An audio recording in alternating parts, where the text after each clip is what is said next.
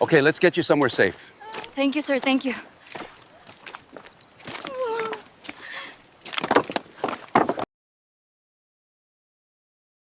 2023년 늦가을 58세의 박철민은 모든 것을 잃었다.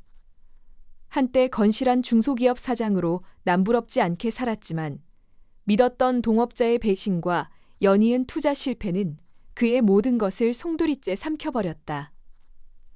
평생을 바쳐 일군 회사는 부도 처리되었고 강남에 번듯했던 아파트는 차압당했으며 아내마저 지병으로 세상을 떠났다. 아내의 장례를 치르고 텅 빈 임대 아파트에 홀로 남겨진 박철민에게 남은 것은 깊은 절망감과 무력감뿐이었다. 다 끝났어. 이제 뭘 해야 하나. 술로 밤을 지새우던 어느 날, 박철민은 문득 젊은 시절 봉사활동을 갔던 필리핀의 작은 섬마을을 떠올렸다. 문명의 이기와는 거리가 멀었지만 순박한 사람들의 미소와 때묻지 않은 자연이 아름다웠던 곳. 어쩌면 그곳에서 삶의 마지막 의미라도 찾을 수 있지 않을까. 그는 남은 돈을 끌어모아 필리핀행 비행기 표를 끊었다. 도망치듯 떠나는 길이었지만 마음 한구석에서는 작은 희망의 불씨가 꺼지지 않고 타오르고 있었다. 루손섬 남부의 한적한 항구에서 작은 통통배를 타고 몇 시간을 더 들어가야 하는 외딴 섬, 탈라완. 박철민이 새로운 삶의 터전으로 선택한 곳이었다. 그는 마을 사람들에게 자신이 가진 건축 기술과 농사 경험을 나누어 주며 조용히 섞여들었다. 처음에는 경계하던 마을 사람들도 그의 진심 어린 모습에 차츰 마음을 열기 시작했다. 특히 아이들은 서툰 타갈로그어로 농담을 건네는 이방인 아저씨를 유난히 따랐다. 그곳에서 박철민은 처음으로 마음의 평화를 느꼈다. 도시의 경쟁과 배신, 상실의 아픔이 자연의 위대함과 소박한 일상의 행복 앞에서 조금씩 치유되는 듯했다.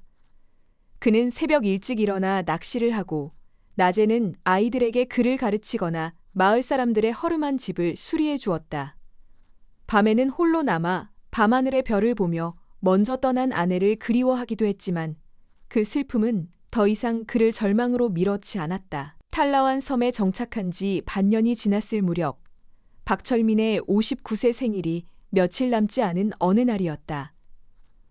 여느 때와 다름없이 평화로운 오후, 갑자기 하늘이 검은 구름으로 뒤덮이기 시작했다. 라디오에서는 슈퍼 태풍 요란다가 무서운 속도로 북상하고 있다는 긴급 방송이 흘러나왔다. 이럴 수가. 이렇게 빨리. 마을 사람들은 경험으로 태풍의 무서움을 알고 있었다.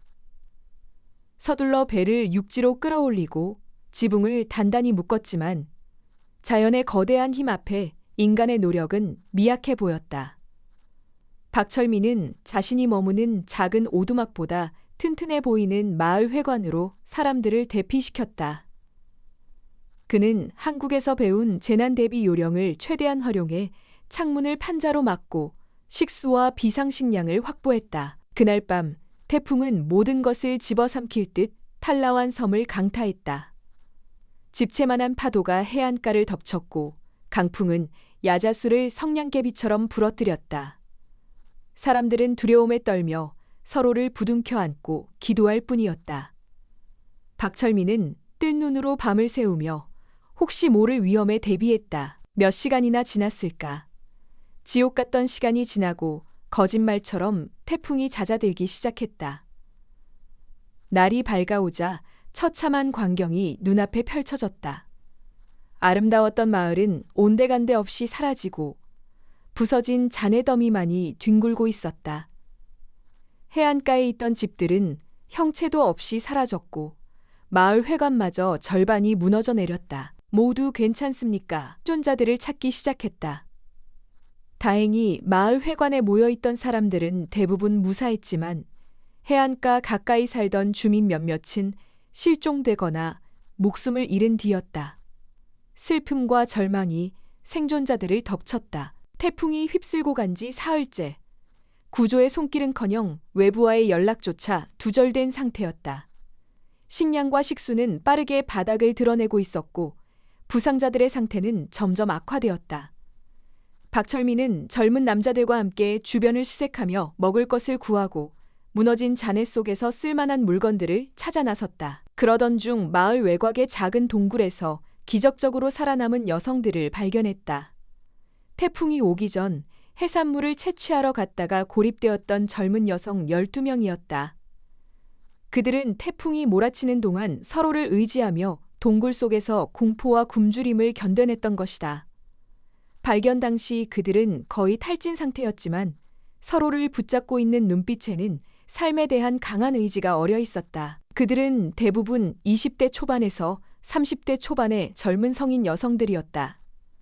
태풍으로 가족을 잃거나 소식을 알 수 없게 된 이들이 대부분이었다. 갑작스러운 재난과 고립, 가족의 상실은 그들의 연약한 어깨를 무겁게 짓눌렀다. 박철민은 그들을 안전한 곳으로 옮기고 자신이 가진 얼마 남지 않은 비상식량을 나누어 주었다. 쉰을 바라보는 이방인 남자의 따뜻한 보살핌에 여성들은 조금씩 안정을 되찾기 시작했다. 하지만 그들의 눈빛에는 여전히 깊은 슬픔과 알 수 없는 불안감이 서려 있었다. 박철민은 직감했다. 이 연약한 여성들을 지키는 것이 지금 자신에게 주어진 가장 중요한 일이라는 것을. 그는 자신의 모든 생존 지식과 경험을 총동원해 그들을 보호하고 절망적인 상황 속에서도 희망을 잃지 않도록 격려해야 했다. 하지만 그는 알지 못했다. 이 만남이 그의 남은 인생을 얼마나 격정적이고 예측 불가능한 방향으로 이끌어갈지, 그리고 그들이 생명의 은인에게 보내올 밤마다의 감사 인사가 어떤 충격적인 비밀을 품고 있을지를. 태풍이 핥히고 간 탈라완 섬은 지옥 그 자체였다. 식수도 식량도 변변한 잠자리도 없는 최악의 상황. 게다가 언제 또 다른 위험이 닥칠지 모르는 공포 속에서 사람들은 무기력하게 절망에 빠져들고 있었다. 하지만 박철민은 주저앉을 수 없었다. 그의 눈앞에는 삶의 벼랑 끝에 선 12명의 연약한 여인들이 있지 않은가. 그녀들은 이제 20살을 갓 넘겼거나 많아야 30줄에 들어선 젊은 여성들이었다. 태풍으로 가족과 삶의 터전을 모두 잃고 험악한 자연 속에 오롯이 자신만을 의지하고 있는 가련한 존재들이었다. 정신 차려야 해. 이대로 죽을 순 없어. 박철민은 자신을 다잡았다. 사업을 하며 산전수전 다 겪었던 경험과 젊은 시절 취미로 익혔던 생존 기술들이 지금이야말로 빛을 발할 때였다. 그는 먼저 여성들을 이끌고 상대적으로 안전한 고지대로 이동했다.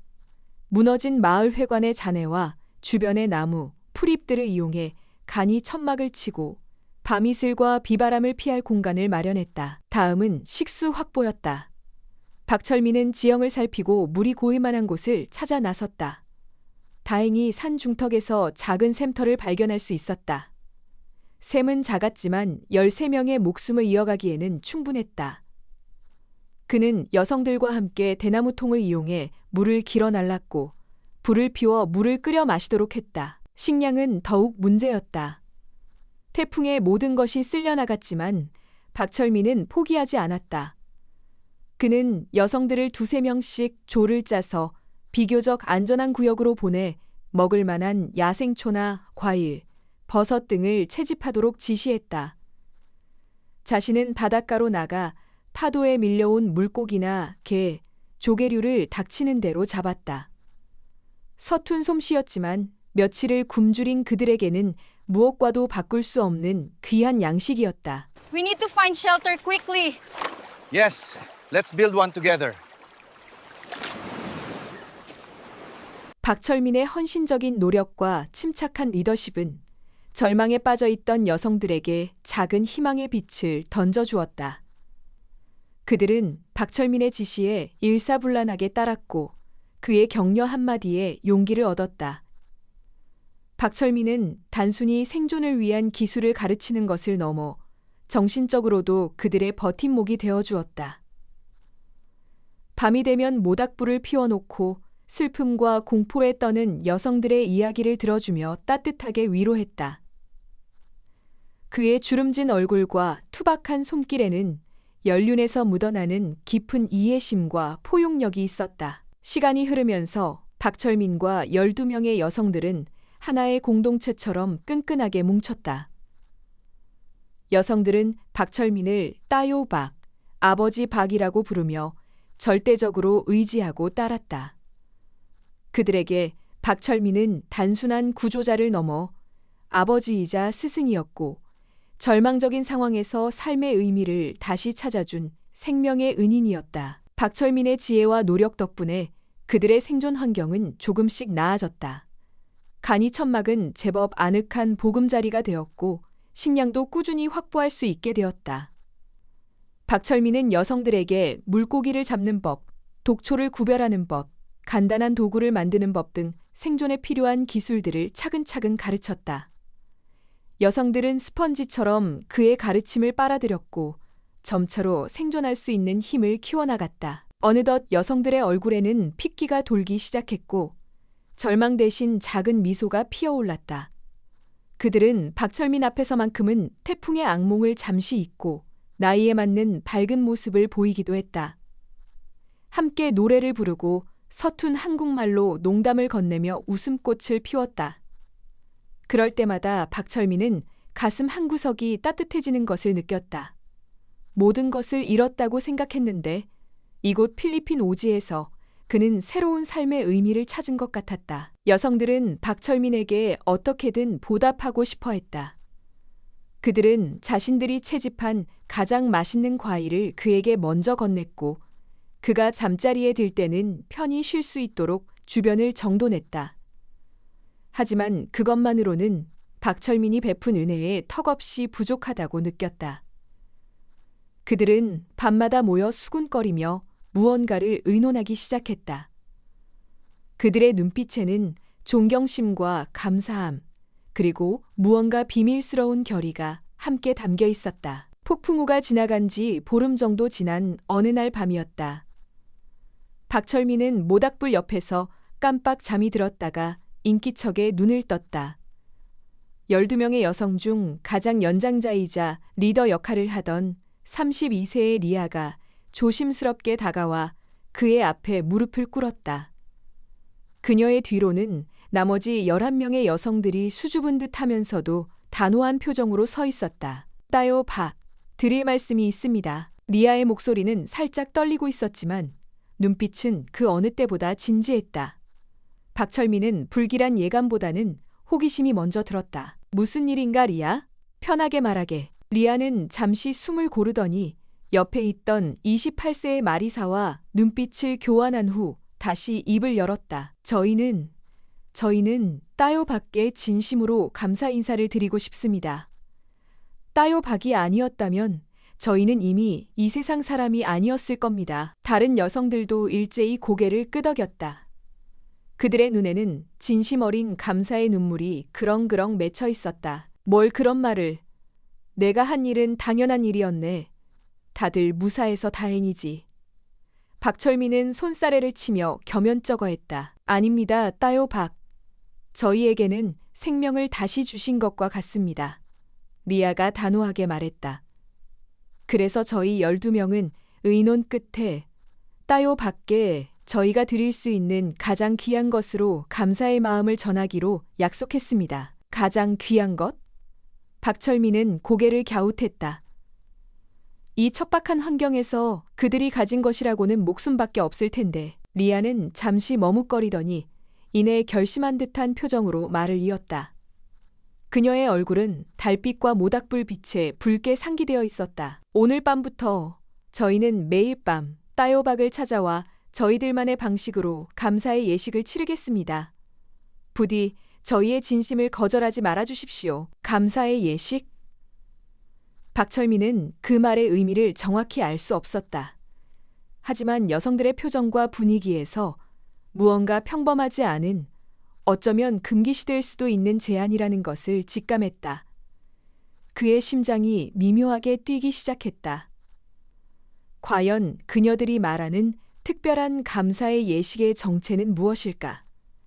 그리고 그는 이 은밀하고도 위험한 제안을 어떻게 받아들여야 할까? 밤은 깊어가고 모닥불은 더욱 세차게 타오르며 그들의 그림자를 길게 들이우고 있었다. 박철민의 고요했던 필리핀 오지에서의 삶이 거대한 파도에 휩쓸리듯 격정적인 운명의 소용돌이 속으로 빠져들고 있었다. 리아의 말이 끝나자 다른 여성들 뒤에 조용히 서 있던 20살 남짓의 22세 아미가 수줍은 듯 앞으로 나섰다. 그녀는 태풍으로 부모와 약혼자를 모두 잃고 깊은 절망에 빠져 있다가 박철민의 보살핌으로 겨우 기운을 차린 터였다. 아미는 박철민의 거친 손을 조심스럽게 잡아 자신의 뺨에 가져다 대며 눈물을 글썽였다. 따요! 저희는 가진 것이 아무것도 없습니다. 목숨을 구해주신 은혜에 보답할 길이 이것밖에 없다고. 저희끼리 뜻을 모았습니다. 그녀의 눈빛은 순수했지만 동시에 굳은 결의를 담고 있었다. 박철민은 그제야 그녀들이 말하는 감사의 예식이 무엇인지 어렴풋이 짐작할 수 있었다. 그것은 원시 부족 사회에서나 들을 법한 자신들의 몸을 바쳐 은인에게 감사와 존경을 표하는 고대의 풍습과 맞닿아 있었다. 문명사회에서는 상상조차 할 수 없는, 그러나 이 절박한 고립 속에서는 어쩌면 가장 순수하고 원초적인 감사의 표현일지도 몰랐다. 박철민의 머릿속은 복잡하게 얽혔다. 58의 호라비, 한국에서의 도덕적 관념과 윤리. 하지만 눈앞에는 자신을 신처럼 떠받드는 모든 것을 잃고 오직 생존과 감사만이 남은 여인들이 있었다. 그녀들의 눈빛에는 어떤 불순함도 강요도 없었다. 오직 절박함 속에서 피어난 순수한 헌신만이 존재할 뿐이었다. 거절한다면 그것은 그녀들의 마지막 자존심과 진심을 짓밟는 행위가 될 수도 있었다. 그날 밤 박철민은 아미를 자신의 간이 천막으로 받아들였다. 어떠한 강요도 욕망의 발현도 아니었다. 그는 그저 한 인간으로서 절망에 빠진 다른 인간이 건네는 마지막 위로와 감사를 받아들이기로 한 것이다. 아미는 서툴렀지만 정성껏 그를 모셨고 박철민은 그런 그녀를 조용히 안아주며 밤을 보냈다. 그것은 단순한 육체적 관계를 넘어선 깊은 슬픔과 감사, 그리고 알 수 없는 연대감이 뒤섞인 원초적인 교감이었다. 첫 번째 감사의식 이후 여성들은 차례대로 매일 밤 박철민의 천막을 찾았다. 리아, 마리사, 그리고 다른 9명의 여성들까지. 그들은 각자 자신만의 방식으로 박철민에게 감사를 표했다. 때로는 섬에서 찾은 귀한 꽃을 꺾어 바치기도 했고 서툰 솜씨로 그의 옷을 수선해주기도 했으며 밤이 되면 조용히 그의 곁에 다가와 몸과 마음을 다해 예식을 치렀다. 박철민은 처음에는 당혹스러웠지만 점차 이 기묘한 상황을 받아들이기 시작했다. 그는 여성들을 단순한 욕망의 대상으로 대하지 않았다. 낮에는 여전히 엄격하면서도 자상한 리더로서 생존을 위한 활동을 지휘했고, 밤에는 그녀들의 고독과 슬픔을 어루만져주는 존재가 되었다. 여성들 또한 그에게서 단순한 육체적 위안을 넘어선 아버지와도 같은 정신적 안정감을 느끼는 듯했다. 그들의 관계는 세상의 어떤 단어로도 정의하기 어려웠다. 그것은 문명사회의 잣대로는 이해할 수 없는 극한 상황에서 피어난 기이한 형태의 가족애이자 생존 공동체의 유대감이었다. 밤의 은밀한 속삭임과 낮 동안의 치열한 생존 노력은 기묘한 조화를 이루며 그들의 삶을 지탱했다. 박철민은 이국 땅 오지에서 자신도 모르는 사이에 12명의 여인들에게 삶의 기둥이자 밤의 안식처가 되어줘주고 있었던 것이다. 그는 잊고 지냈던 남성으로서의 존재감을 이 기이한 방식으로 확인하며 동시에 그녀들을 지켜야 한다는 책임감에 밤잠을 설치기도 했다. 2달이라는 시간이 흘렀다. 박철민과 여성들은 이제 제법 안정된 생활을 꾸려가고 있었다. 그 사이 박철민은 바닷가에 큰 모닥불을 피워 구조 신호를 보내는 것을 잊지 않았다. 마침내 어느 날 멀리 수평선에서 작은 점 하나가 나타나더니 점점 커져왔다. 필리핀 해안 경비대의 구조선이었다. 구조선이 섬에 도착했을 때 경비대원들은 깨끗하게 정돈된 그들의 임시 거주지와 건강해 보이는 여성들의 모습에 놀라움을 금치 못했다. 특히 한 명의 외국인 남성 박철민이 이 모든 것을 이끌었다는 사실에 경외감마저 표했다. 구조는 신속하게 이루어졌다. 여성들은 고향으로 돌아갈 수 있다는 기쁨과 박철민과의 헤어짐에 대한 슬픔이 교차하는 얼굴이었다. 떠나기 전날 밤, 마지막 감사의식은 없었다. 대신 12명의 여성들은 박철민의 천막 앞에 모여 자신들의 전통 노래를 불렀다. 그것은 이별의 노래이자 영원한 감사의 노래였다. 박철민은 묵묵히 그들의 노래를 들으며 눈시울이 뜨거워지는 것을 느꼈다. 여성들은 모두 안전하게 가족의 품으로 혹은 새로운 정착지로 돌아갔다. 그들은 박철민에게 수없이 감사를 표했고 언젠가 다시 만나기를 기약했다. 박철민과 여성 사이에 있었던 밤마다의 감사 인사는 그들만의 비밀로 남았다. 세상 사람들은 태풍 속에서 기적적으로 살아남은 여성들과 그들을 구한 한 용감한 한국인 남자의 이야기만을 기억할 뿐이었다. 박철민은 필리핀 정부로부터 감사패와 함께 약간의 보상금을 받았다. 그는 그 돈으로 탈라완 섬과 가장 가까운 작은 도시에 조그만 집을 얻어 정착했다. 섬에서처럼 봉사활동을 계속하며 소일거리를 찾았다. 더 이상 과거의 실패에 얽매이지 않았고 마음은 놀랍도록 평온했다. 때때로 여성들에게서 편지가 오곤 했다. 그들은 저마다 새로운 삶을 씩씩하게 살아가고 있었고 편지 말미에는 항상 박철민에 대한 존경과 그리움을 빼놓지 않았다. 박철민은 그 편지들을 읽으며 조용히 미소 짓곤 했다. 어느덧 시간이 흘러 박철민은 60세 생일을 맞았다. 그날 저녁 그는 홀로 바닷가를 거닐며 탈라완 섬이 있는 쪽을 바라보았다. 폭풍우 같았던 지난 날들, 그리고 그 속에서 피어났던 기이하고도 뜨거웠던 약속. 그것은 그의 인생에서 가장 충격적이면서도 가장 깊은 의미를 남긴 경험이었다. 그는 더 이상 외롭거나 무력하지 않았다. 낯선 땅에서 그는 12명의 생명을 구했고 그들에게 잊지 못할 아버지이자 은인으로 기억되었다. 그리고 그 자신 또한 한 명의 남성으로서 누군가에게 깊은 의미를 줄 수 있다는 사실을 가슴 깊이 새겼다. 그것은 돈으로도 명예로도 살 수 없는 삶의 본질적인 보람이었다. 어쩌시 진정한 의미의 국위선양이 아닐까. 박철민은 석양을 바라보며 잔잔한 미소를 지었다. 그의 가슴 속에는 영원히 꺼지지 않을 따뜻한 불씨가 타오르고 있었다.